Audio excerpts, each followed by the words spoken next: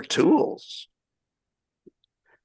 We're When we're talking, recording. yeah, when we're talking about developing tools, Professor. You're on a roll. Yeah, well, thank you. Yeah, When we're developing tools. when we're developing tools, it's some of them we won't share No. because we will understand that at the end of the day, you know, part of our motivation of getting smarter in fantasy football is our same motivation of getting smarter in horse race handicap, Yeah. and it's to make money. Yes. Like if I could not play fantasy football for money, I would still enjoy this. I would still enjoy the journey. But the fact that we can make money doing this is very intriguing. But yeah, it's you got to know what you're why is this stuff exciting to us? Mhm. That's the thing. And you don't dig into the target data just because you think it can make you more money. It's your scientific curiosity. It's that curious mind that got you into science. And I think that's why our approach is so different than everyone else's in this space, is because our brains think in the form of science. They do not think, you know, just to make noise or get us popular or whatever. It's this curious mind of why does that do what it does? And that's, I'm not sure even everybody who studied science did it because they have that curious mind. Sometimes I think it's just, hey, this is the last major. When I was picking things out, it seemed like it was fun.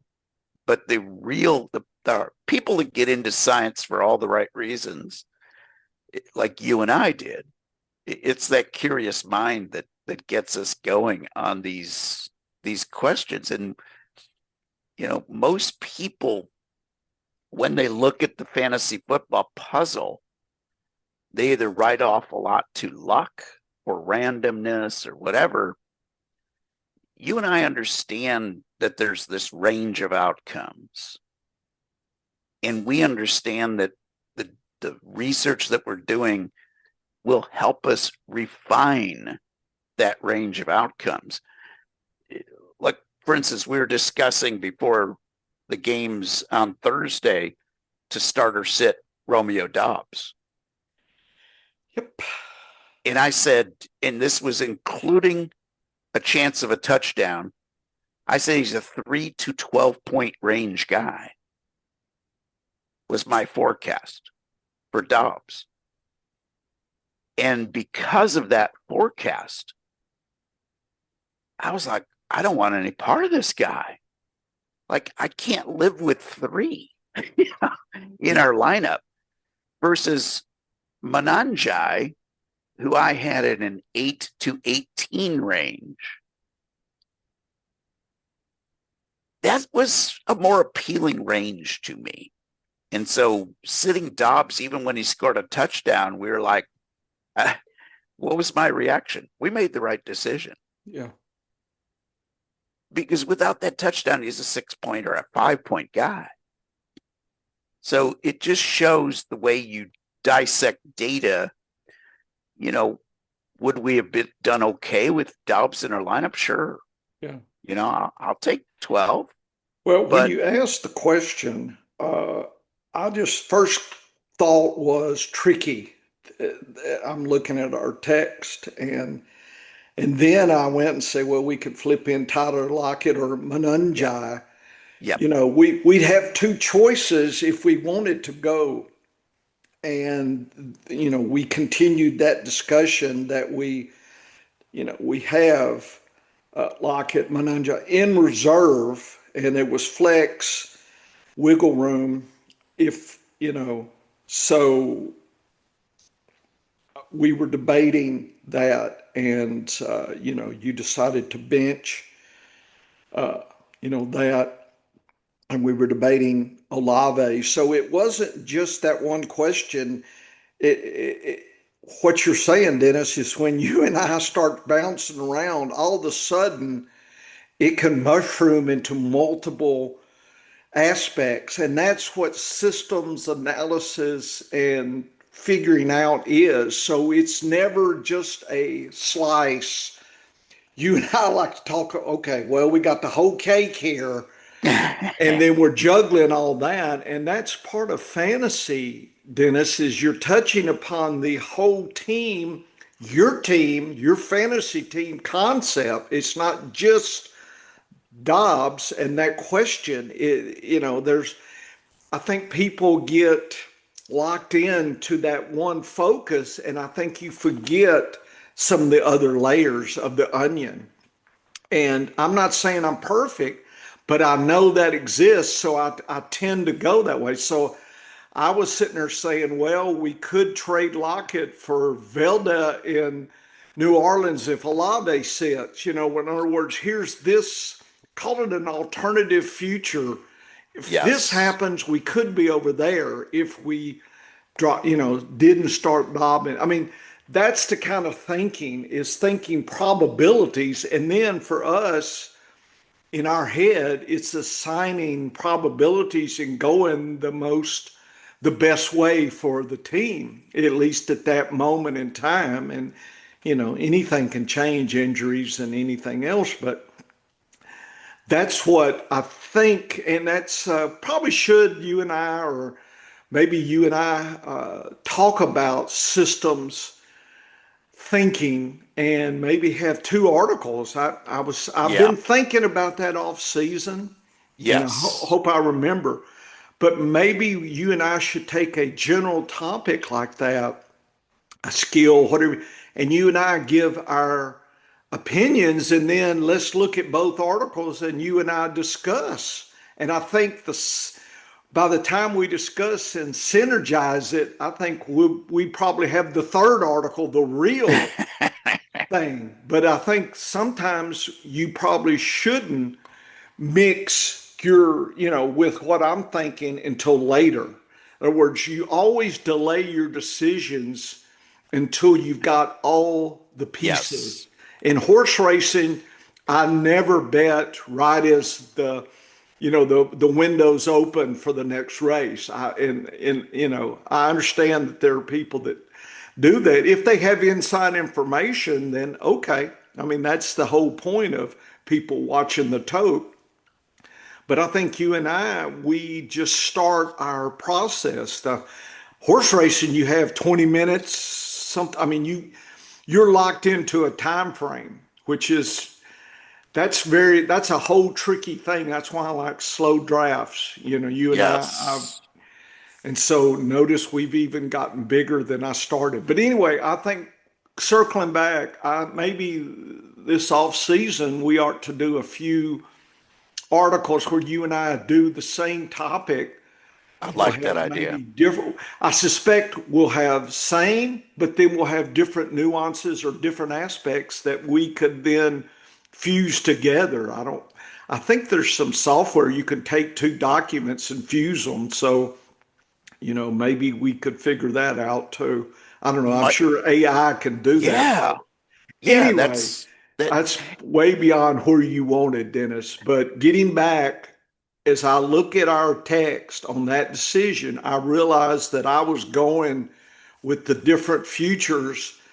But you made the final decision. I didn't call the decision. I just wanted to open up those other doors for us to consider. And that's what I like for us to shoot for is have the all the doors possible. I know it's not possible, but broaden the network that we're deciding. Given choices, probabilities, low, medium, high probabilities, Yes. and juggle that. And that juggling that's what takes a while. And I think people it takes you a while in fantasy. It seems so easy. Well, here's this, here's that. I'm done. Now I can go to, now I can go out, party up at the bar. And that's just Yeah. never the answer. It's like, oh, here's the cheat sheet on the draft. Here I go. And It's never that way. There's doors that open and close and thinking, and that's what you and I have been struggling with. And it's something we'll never solve. It's just I hope we get better, and and I don't see anybody discussing the bottom line on how you make choices and have possibilities. I think the poker players, Dr. Duke in her Oh book, God, yeah. proposes, thinking in probabilities. That's what she's doing in her head as she's looking across at what's up on the dealer, what's up on her opponent, what they're doing, and she's imagining all the scenarios and thinking about which ones are good or not good or neutral and making decisions at that point. Yeah, that is a great analogy. And I just, had the old poker night with the family at Yeah, I saw Thanksgiving that. tradition. I Who sent you won? the Who picture. won the golden drumstick? Y'all It need a was, trophy or something. yeah, that's a smart idea. I think we need to Hmm. do a traveling trophy. You Yeah, should. I did not win last night. Yeah. Boy, Uh, you had a stack of chips. I You had a texted me. nice stack. Somebody must have gobbled up your chips. Nice stack. I played fast and loose. We weren't playing for cash. We are just playing for Yeah, pride. but So if I you're but if when you're fighting for the I'm golden drumstick, Dennis, we need to I that need to that have makes a it, yeah, because we need to do a traveling trophy. It would be and hilarious. what you It'd be do fun. is you have whoever owns it get them some theme music, robe and a crown with the Ah, there you trophy, go. and walk in like a wrestler, have the theme music and here is the king or queen, here we go. Yeah, Make it a production, Dennis. Come on.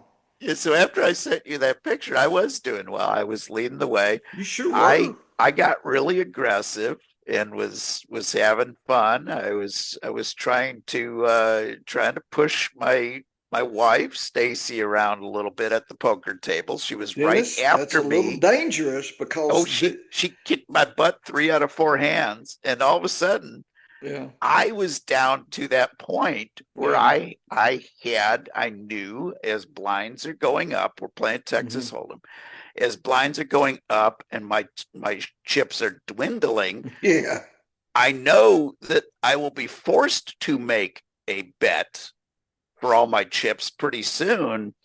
yeah. So I got, an okay hand, and I was like, now is the time. People are active. There's 3 people already invested in this hand out of the 5. There's the 4th person that's sort of semi-invested. I'm going to push them to make a decision. And Right. the very least, I'm going to grab the blinds, and I'll live to see another couple of big hands, a couple of more hands. And so I went all in and forced the issue. I had 3 people along for the ride, so I tripled up my money. So Yeah. I got back into the game and then could battle, and then as it got late, it's like everybody started getting silly. So I started getting very aggressive because I'm like, oh, okay, I got a decent hand. I'm going to force the issue, win or Right. lose now. The downside to losing it, there is none, because I get to go home and go to bed, and I'm incredibly tired at this point. But no, Jason, my brother-in-law, was the winner. He's an incredibly good poker player, but it drives him crazy that I can call what's in his hand quite Hmm. often. And I said, Bubba, I'm getting out of this. I'm getting out of this. You got that king, and it caused everybody to fold out on him. And indeed, he showed the king because he was so frustrated. But it, poker versus the the concept that goes into us making a fantasy football decision. And the only reason we're deciding on Dobbs, because we have been not using him regularly. He's Right. kind of that first man up sub type of deal. The reasoning behind that is, at the time it looked like Hampton might start, Right. and that made Vidal less of a flex option. We have to start 3 wide receivers. We know Nakua and Devonta Smith are going to be automatic starts. That's a given. Olave is our third automatic start, assuming he's healthy, but he wasn't. He came up gimpy. So we needed to have that flexibility. We have Diggs and Dobbs as our fourth and fifth wide receivers. So we've got some depth. Right. And the decision at the end, the reason I made the decision of starting Monangai in the flex, and we have Javonte Williams and Chase Brown as our starting running backs, so we're sitting pretty there. And the reason I made the decision is we could flex or put Diggs into that wide receiver slot if Olave is gimpy, and then we've got Vidal or Lockett. I think Vidal is going to get more because Hampton's out.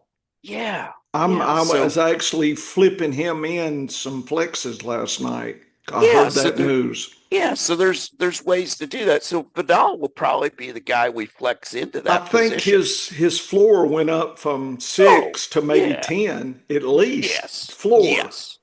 Yes. Yeah. And against Vegas, who on paper they've got decent results, but lately they've been getting torched. Yeah. So it's an opportunity. The ceiling could be better than you probably imagine. So I'm definitely using him in flex. It was a bonus to have him this week. Oh yeah. Yeah.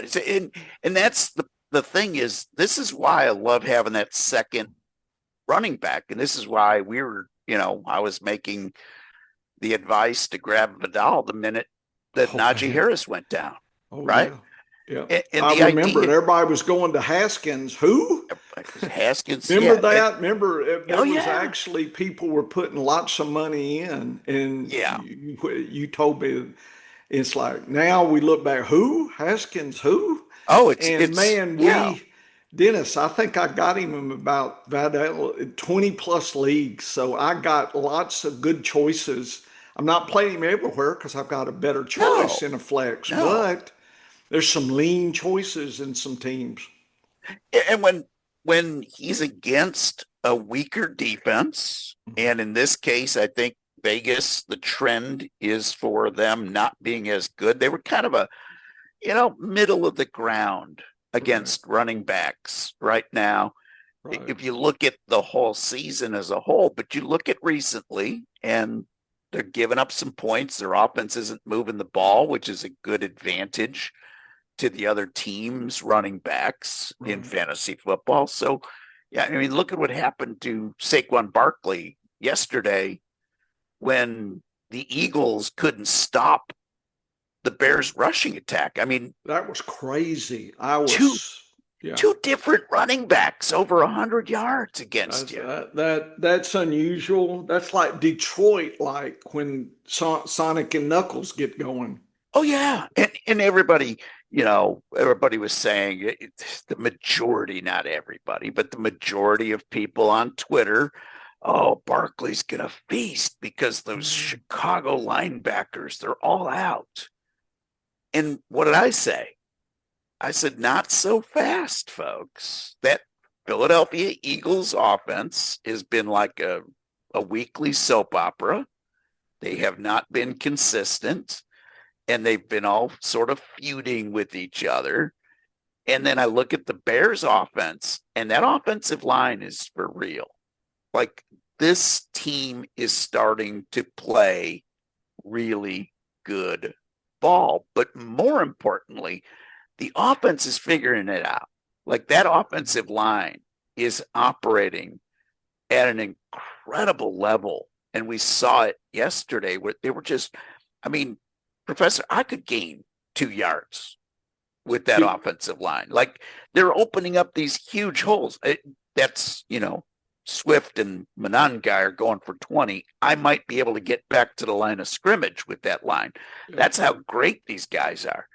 It's just insane, the holes that are being opened up, but also the running backs are both smart enough to to wait for that opportunity because it's this zone blocking scheme that we've seen work so well. And look what happened to Gibbs on Thursday against Green Bay, where Green Bay didn't let that hole open up. And Gibbs looked fairly ordinary against that, a great defense. And Monty had a better game. Yes, Monty had a solid game because when you're sitting in an offense, against a defense like that, the stronger running back sometimes does a good job. Well, Swift and Menanjai are both a tougher runner. They're not a better runner than Gibbs. Gibbs is more explosive than either of those guys by far. I mean, he laps them. But Swift and Menanjai are good at bouncing off that first contact. But once again, we saw a situation where that basic thinking, linebackers out, all three starting linebackers out for the Bears. Well, Dennis Allen, the defensive coordinator, is kind of out of that Spagnuolo mold where he'll go, okay, these are the ingredients I have to make dinner with today. I don't have the filet mignon. I got hamburger. But you know what? If I mix the ingredients up and I put a good scheme out and I put a good sauce on it, I'm going to make a decent dinner. And that's what he did. And the backup guys. Let's see. Dennis, I don't know if you can see this. This is the chicken leg trophy. I love it. I found it. You can order it and get your engraving. So when you were talking about dinner, there you go. I love it. So there are trophies out there that you can have for your family. Oh, I'll do that. I got to do that. That would be hilarious. I don't know. You got to think of a name for your family there, but anyway, there's the chicken leg trophy. That is the drumstick trophy. Yeah, that is fun. But no, I love that idea, Professor, of trying to explain our reasoning, because we don't look at a lineup as Dobbs out, this guy in. It's all the moving parts of a lineup.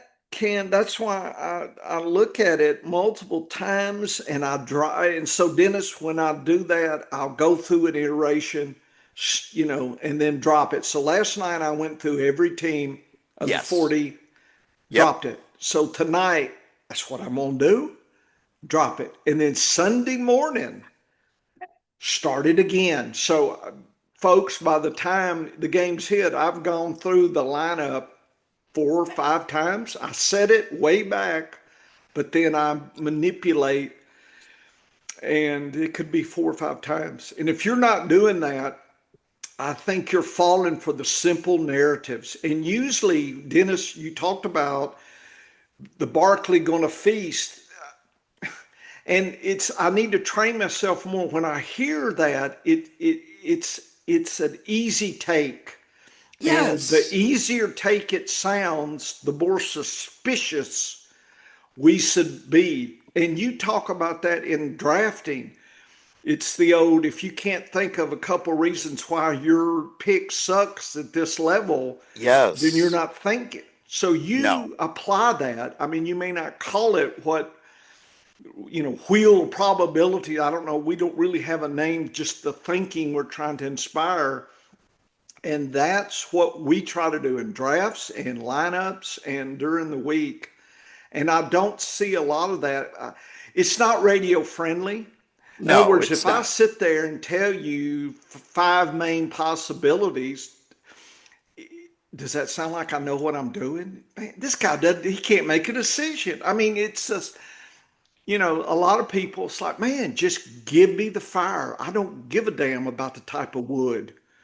And, it's a little moist today, and, beech, wood is better. It's and versus hickory. I mean, they don't want that. Just build the damn fire. It's the same thing. It's the shortcut that can burn you. And that's, look, I fight it as well.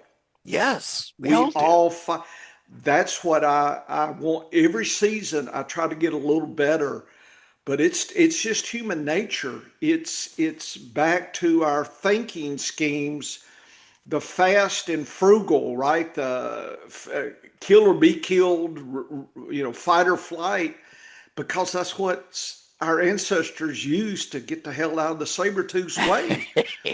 Versus the Spock thinking where you're looking at all, there's saber-tooth, but there's a tree over there, there's a hill over there, there's a rock I can throw. I mean, you're weighing all the possibilities, and by the time you figured them out, you're dinner.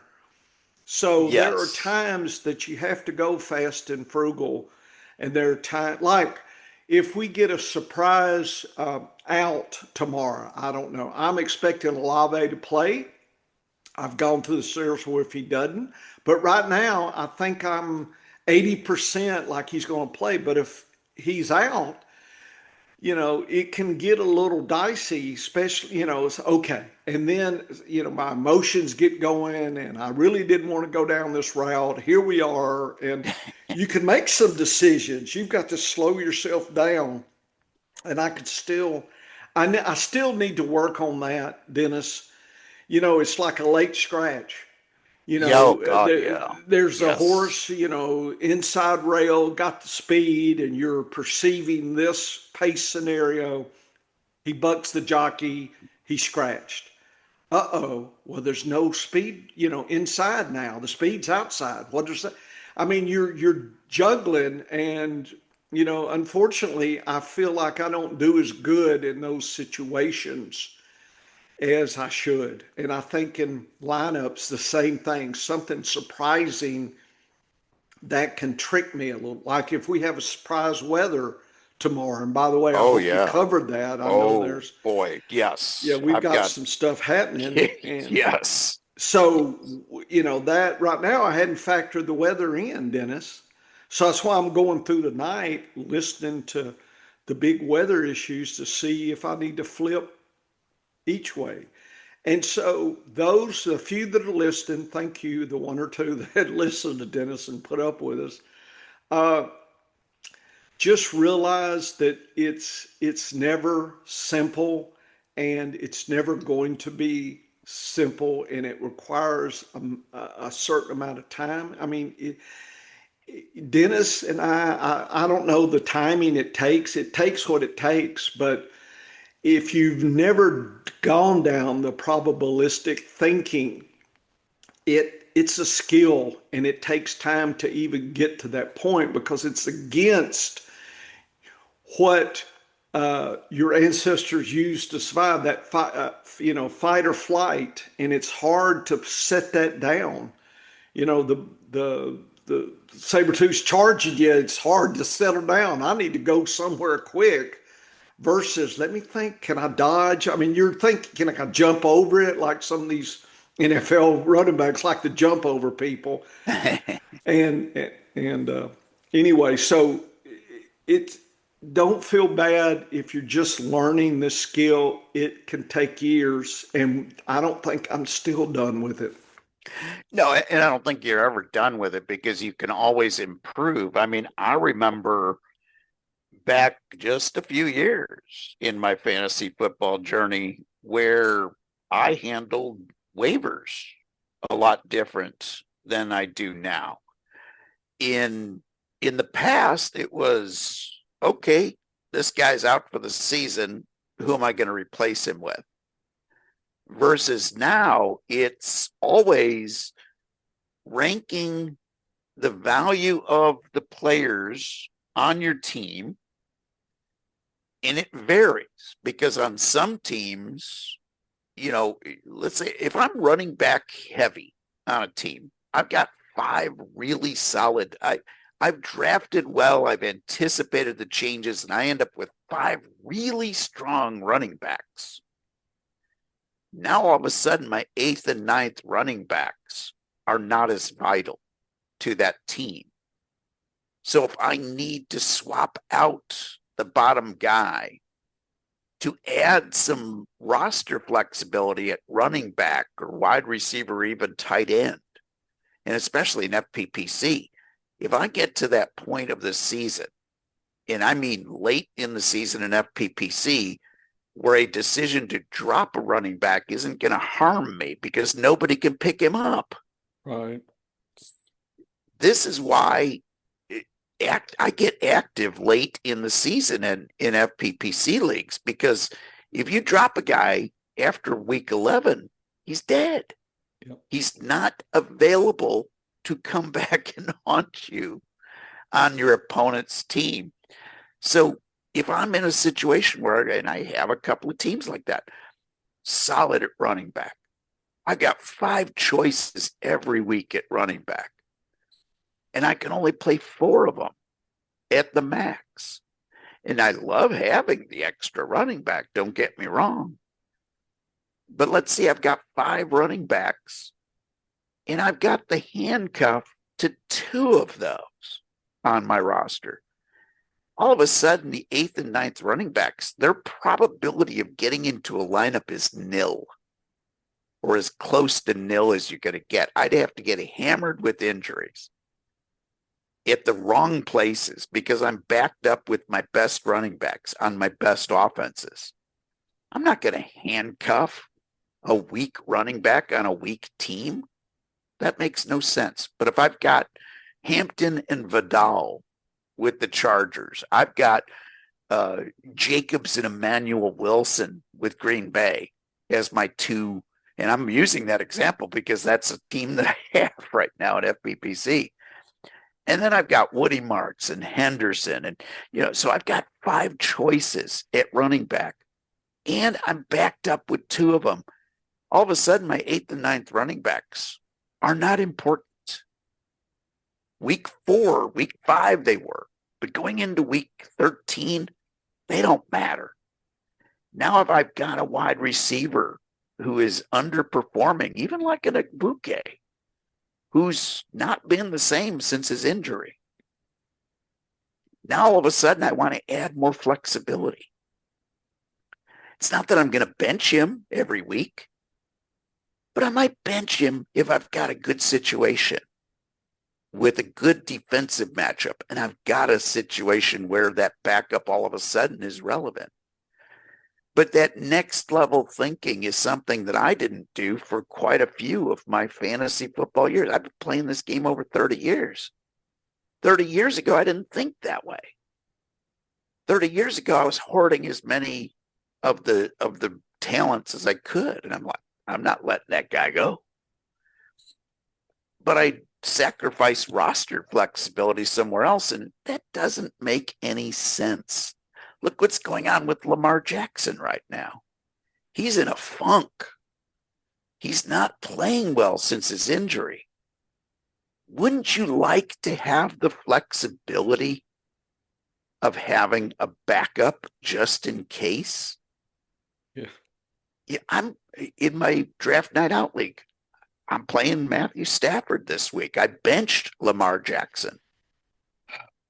That was not Don't talk about that, Dennis. That was not an easy decision, Well, right? I had Dart, and at the time I had to go with, I did, yeah, if I knew what I know now, I would have played Dart. I have a league like that in FPPC where I had to decide, do I want to play Dart or do I want to play a weaker? I think I had my other choice, I think, was Tyrod Taylor.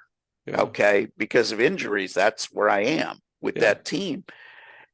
And I made the decision because it's a Monday night game. I said, you know what? I'm picking up Jameis Winston. Yep. I'm going to play Dart. And if Dart it doesn't go, then I'll flex in Winston. I'll be okay with that. But again, I had to cut a running back to get that flexibility. So Dennis, I don't know if you can see, I got lucky. My opponent had Caleb Williams, Ooh. So I got 7.45. He got 10. Oh, that's So good. I got lucky that he picked a sucky running quarterback as well. That is an I advantage. got lucky. Yeah. I did not Yeah. anticipate. Lamar was predicted 22 Oh, points, yeah. Yeah. Williams 16. I took a bigger hit, but what helped me and the reason I am now 71% chance, and I don't know where they get, I happen to play Christian Watson and Rasheed Rice, Oh, that's 18 and nice. 29, and he Very played Zay nice. Flowers Yep. .06. Yep. So, uh, that's what kept me afloat was having those two guys, Dennis. I mean, so it's very lucky and I might get a win and move up in my draft night out. It's funny you say that because our teams, Lamar Jackson was not a guy we planned on drafting. Going, Yeah. we ended up both getting him. Well, Well, it just, they were letting him slide. And I said, I just don't. You and I no. sit there and we're Yep. eating chicken wings and stuff. And Well, here's the irony. So this week, who I'm going up against yeah, in draft night out, yeah. his quarterback Caleb Williams. Oh, How wow. weird is that we have Wow. had constantly this weird evolution? But I benched Lamar Jackson, That's great, Dennis. so I'm Oh, playing Stafford's good for Stafford. 18.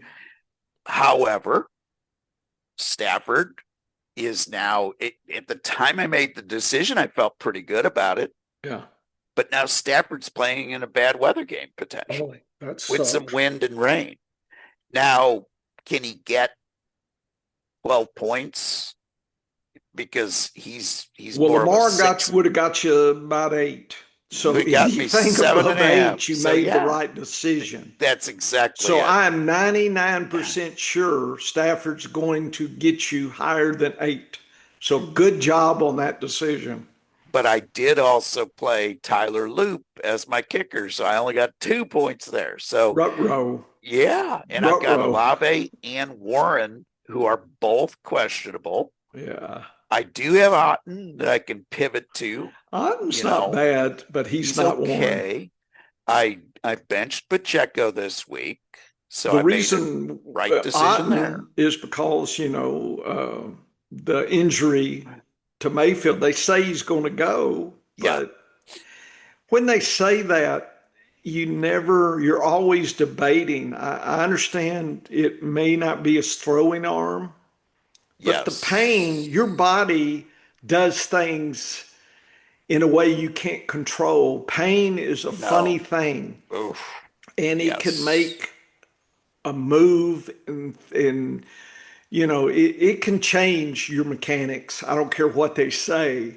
oh yeah, yeah. And Well, I bet you they're going to have more rushing. I would predict more rushing and less passing just to if if so what's the probability Mayfield after the few plays say, man, this is getting me. I could see the coach saying, well, we're going to go over here to this game plan, trying to, do more rushing or whatever, quick passes or whatever. They're going to have a yeah, scheme. yep, If he's saying it's hurting him, if he's saying I'm good, then they'll probably, okay, we'll air it out to Bouquet and Tez John and Otten. So trouble is you're not going to even know where they're going no, until he works it out in game time. It's not yep, like you can go back and change. So that adds to probability, and sometimes we know that's there, but there's nothing you can do about it, Dennis. If you're playing no, Mayfield this week, you don't know how it's going to go. no. And Mayfield actually hurt that shoulder earlier in the game Hmm. and played through the pain until he tried to make that big heave ho Yeah, at the end of the first quarter or first and then half, there you go. and he couldn't stand So the that pain means anymore. maybe he won't get, Tez Johnson or, you know, more shorter. So I think the probability of that game plan And the defense is on the other side thinking the same. They're not fools. No, no. They're going to be watching. Come on, they're going to be spying and just watching his mechanics upstairs. They're going to be saying, "Look, he can't throw long today. And Let's apply this process." and this isn't a knitting club, okay, where people No, are sitting around. So Greg Kellogg had a great comment the other night on the show on Wednesday night, yeah, and he said this on Tuesday on Snap Crackle Pop as well, and he's dead on accurate, right. and he's old school, so he's not afraid to say this because it will offend people. Football is a vicious sport. It is. If you go into the week, and this is why teams for years, I mean, Belichick for years, when he was allowed to do it, he put everybody on the questionable list because he didn't want the opposition to know who was really hurting. And he changed the way the NFL does injury lists because now if you put a guy on the injury list who wasn't really limited, and they're watching practices now. I mean, you turn back the clock 15 years ago, you didn't get a report after practice that said a guy was limited unless the beat writer happened to say, I didn't see so and so on the field in practice today. Now it's all mandated by the league because betting has become such a big deal that they don't want the secrets out there. So when a guy is on the questionable list for an injury, the other team's coach knows that that's like 98% likely that guy is close to not playing in the game. Like he's one hit away from being taken out of the game. NFL is a vicious sport. They're going to target that injury. Yep. They're gonna give him just that extra push early in the game. They might even risk taking a 15-yard roughing penalty by pushing him after the play. Right. Make him go to the ground. Make him hit that shoulder. This ain't a knitting club. It's a vicious sport. People are going to target those injuries. If you know a quarterback's got an ankle problem, you're going to be going low. You're going to be grabbing onto the ankle. Is it always legal? No. Will they call it every time? No. So we're going to push it until that referee throws the flag. And even if he throws the flag and we take a 15-yard penalty, but we got Mayfield out of the game, that's good for us. So, that's the next level of decision making. And it really reminds me of weather forecasting. Because with this snowstorm that's coming through the Midwest, when people, there's some people, it's holiday travel. They were asking me my opinion. When they hear a meteorologist scared about the possibilities of bad, really vicious road conditions, and they know because they've asked me a million times in snowstorms, and I've said, no big deal. Can you drive in the snow? Are you good driving in the snow? Yeah, oh yeah, I'm good. Okay, you'll be fine. Just stay on the main roads. You'll be fine. It's going to be bad, but you'll be fine. Versus last night where I was saying, you don't want to be driving in this. Here's your decision. Either leave early or stay off the roads and leave Sunday. Like those are your decisions. You don't, I'm not going to tell you what to do, but you don't want to be out in this. And that's the way I feel on sometimes when I'm making fantasy football decisions. It's like, oh, I don't want any part of that player. And it's not because I think the guy sucks. He wouldn't be on my roster if he sucked. But with Romeo Doubs, you got Christian Watson emerging. You've got the running game that they wanted to control the game. So they're going to try to run the ball. Boy, that's been a revelation having Christian Watson back. That has helped my dynasty night out. He's back, and here's the thing. In the past, when he's been healthy and he's been playing well, It's also opened up the cheat code to Dontavian Wicks for some reason. Right. They go together very well. So all of a sudden you've got, without Watson in the game, man, Dobbs is a slam dunk. I'm not even making a decision there.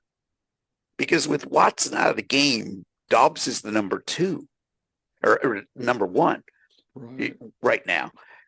With Watson in the game, Dobbs actually drops to the third best option because what Wicks and Dobbs do well, Dobbs and Watson, like what they do well is the same. Wicks offers that other type of production, much like Jaden Reed does when he's in the game, or Matthew Golden.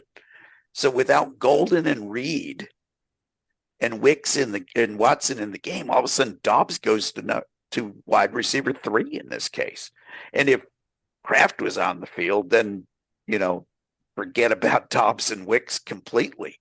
And then it's the Kraft and Watson show. You got to be able to make those logical conclusions with who's going to be on the field and with who they are playing. And I thought we did a really good job of breaking down the Dobbs situation, because without that touchdown, he's a 4-point game guy, 4.8 points. So Dennis, again, part of the thinking is good process. Yes. You can have a good outcome or a bad outcome, but folks, we're trying to work on the process, and that's why it's always a work in progress. It's the process that you follow. And I argue in my previous discussions that thinking about probabilities and broadening and systems analysis, that's the process to learn. Not just, okay, I'm going to listen to guy X or girl Y on the radio and I'll follow their picks. That's a process, but that's Weeksaw's process. Dennis and I argued, learn your own, use us for patterns and roadmaps to do your own process. And again, our diary, does it help you? Right? That's what you've got to do. And remember, leading up to the game Sunday morning, we're still applying the process. You're stuck with what we were saying Saturday, Dennis. Yes. So, yes.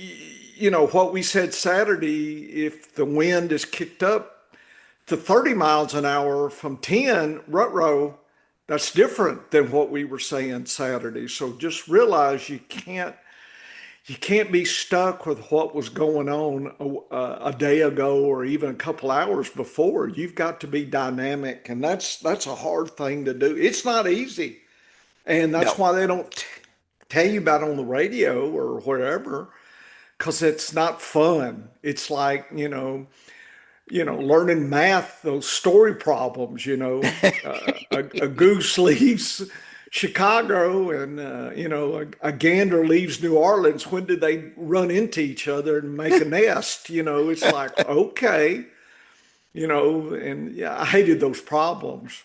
And those problems, you get tricked in. It's because you won't get it, but then the teacher explains it. Oh, okay, that's how. And then all of a sudden they'll change it and you still miss it. It's one of those things where after the fact, it seems logical, just like in horse racing. You turn to that long shot. Oh, well, yeah. Everybody should have saw that.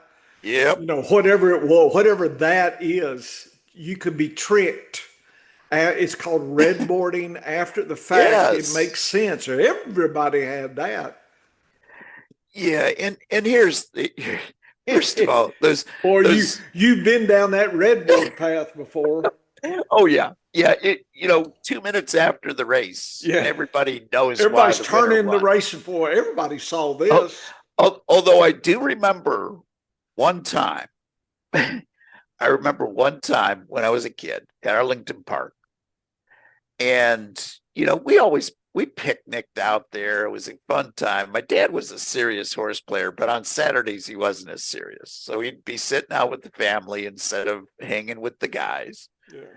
You know, some of his racetrack buddies were allowed to come visit, so they'd come and say hi. They'd stay for a race or two and then they leave. But it was a more laid back deal. And I remember, you'd always allow us to bet, you give us like five free bets, each kid during the day. And, if you won, then you could bet more, but otherwise you had a $10 limit basically.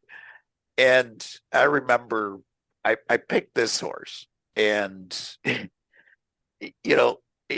12 I was already analytical. Okay, so 40-1 shot comes in on the grass, and no recent form. Like if you looked at the races, there was absolutely nothing in this horse's races that would appeal to you. It's the old joke. Yeah, you ran 12 in a 10 horse field, that kind of bad.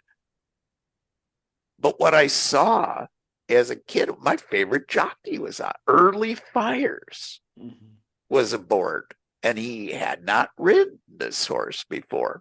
40-1 wins like a champion. Early Fires coming up the rail, the rail opening like Moses opening the Red Sea, parting the Red Sea. And here comes Early Fires along the rail. And he wins with this 40-1 shot. And I remember my dad's best buddy at the track, Len Sokol, who wrote was the guy that owned one of the tip sheets there. And Len's, how did he get that one? And I remember them looking at the form, and they could not find a reason. And I was like, guys, Early Fires, my favorite jockey. And all of a sudden the guy says 17% winning percentage on long shots on the turf. Bingo. That kind of thing. It's like they didn't see it. The 12-year-old kid did, with stupid reasoning. But I was just picking it because he was my favorite jockey. I didn't even notice it was the first time he was up on that horse, but he was my favorite jock. So that's who I was betting. But, those kinds of weird things. But you're right with those math problems. Remember Jimmy Walker, from the old comedy show. Oh, I loved it. Dynamite. So he was a great comedian back in the day. He was. And so he did this whole thing about math problems. And he says, this train leaves Pittsburgh going 65 miles an hour on track one, and another train leaves Chicago on the same track going 45 miles an hour and leaves 20 minutes later. Where will they they come together? Give your answer in feet. He says, all I know is 5 toes equals 1 foot. And I got the hell out of there, type of thing. But no, it's that next level thinking. Here's one that came up recently. I made a recommendation of saying, with Higgins out, maybe you pick up Yoshivas and, you play him this week. And people were like, but you said don't draft ordinary players. So yeah, I would never draft him. There is no way I'm drafting him. But picking him up, and the reason is ordinary players are always available on waivers. Ordinary wide receivers in normal leagues that start 2 wide receivers, have 2 flex. Ordinary wide receivers are available every week, right? You can go to the waivers and get an emergency 5-point guy any week, right? Right. Why draft those guys if they're available on waivers? But that's the difference between, if you say don't draft ordinary wide receivers, but then you advise people to pick up an ordinary wide receiver for a fill-in. They're saying, well, but you said don't Don't draft ordinary wide receiver. Yeah, I didn't draft him. I'm picking him up off of waivers for nothing. So $1 holler, just a plug and play. Like Wicks would have been a great example of that this week. I'm not drafting Dontavian Wicks except in best ball leagues, but I might have picked him up this week if I needed to fill in because it looked good. I didn't think Green Bay, I knew they were going to try to run. I didn't know if they'd have any success against Detroit, but they're going to be winging it because they understand how to win football games. They're a smart, smartly coached team, and Jordan Love isn't dead. He's erratic sometimes, but he's a good quarterback when he's on. But you're right. Don't be afraid to be wrong also in your process. Understand that everything in life that you're forecasting is a range of logical outcomes. If that range is large with a very, very low floor, even if it has a very, very high ceiling, again, I said 3 to 12 on Dobbs this week. That doesn't mean that's my range that I give him every given week. If Watson's out, all of a sudden that floor comes up and the ceiling goes up considerably. He's a 22-point guy on a good day. Right. But for week 13 in this situation, with who is healthy being healthy, that affects his outcome. Just like Josh Jacobs coming back from injury to play this week. He was a slam dunk start. Didn't pay off. 10 points. I'm not happy with that out of Jacobs. No, that's floor. He's an 8-point floor guy, and he's a 25-point ceiling guy. In this case, because coming back from the injury, I'd said 8 to 18 was his range. Nailed the range. But because a lot of times guy like that, I'll live with the 8 if I can get the 18. So you got 10, you're not quite at, there, but he should have fallen in this daggone end zone for you another time and got you up to the 16. So he's a must start. But that's the reasoning. I'm never afraid of being wrong in fantasy football because I know in forecasting I'm going to be wrong. As long as my process was there, I'm starting Jacobs every single week because that ceiling is very attractive and it's hard to bench a player like that. Same reasoning with Egbuka. I've got to have I got to have 3 really good choices ahead of him to bench him. Yep. But you need to make those decisions. And if Mayfield wasn't playing, that changes it. Yeah, it does. So Mayfield coming into the game with an injury changes it too. Yeah. It widens the uncertainty. And this is where weather comes into play too. Like, I'm a meteorologist, okay? I've studied and understand the unpredictable nature of weather more than 99% of the other fantasy football people out there. It just adds another layer of uncertainty.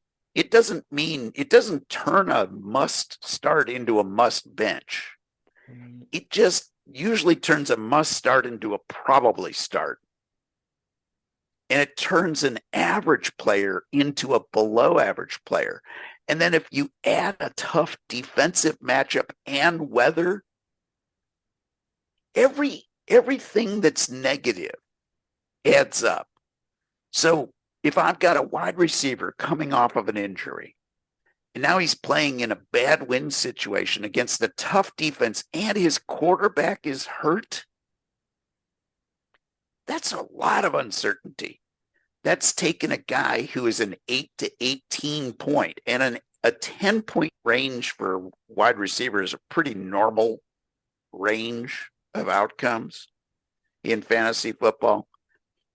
It takes that 8 to 18 guy and maybe turns him into a 2 to 15 guy. As that increases and as the floor falls to an even more disgusting level, it changes, it should change your decision making process. And I don't think a lot of people see that. So I love that idea of doing some strategy articles ourselves and then Yep. coming together, And see because where I we're think at. Yeah. seeing that process, I think, is very important. All right, Dennis, Professor. I think what we want to do is stop the recording here and title this a long discussion on process in fantasy football, kind of, Perfect. and then I'll post it to our TSN, TSA I like it. family and our I site. like it. And then we can go on to pick a few games, or if you want to talk targets, we can. So we've been talking a lot. So let me shut this down.